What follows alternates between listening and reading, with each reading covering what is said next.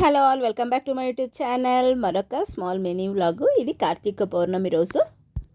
కార్తీక మాసం అంటే దీపాలు కదా, దేవుని ఇంట్లో గడప ముందు అలాగే తులసి కట్ట ముందు దీపం అయితే పెట్టేసుకొని మేము ఈరోజు పౌర్ణమి కాబట్టి బేతమంగళంలో పాలార్ నది ఒడ్డున ఉన్న సంగమేశ్వర స్వామి దేవాలయానికి వెళ్తున్నాము. ఇక్కడ మేము 365 ఒత్తుల దీపం పెట్టేసి వెళ్దామని వచ్చాము.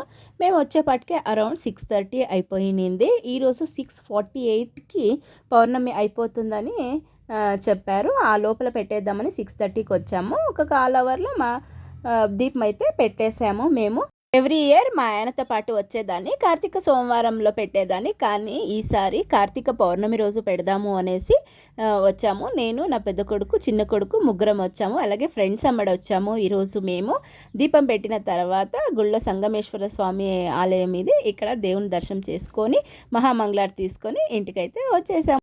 మా వీడియో నచ్చినట్లయితే లైక్ చేయండి, షేర్ చేయండి, సబ్స్క్రైబ్ చేయండి.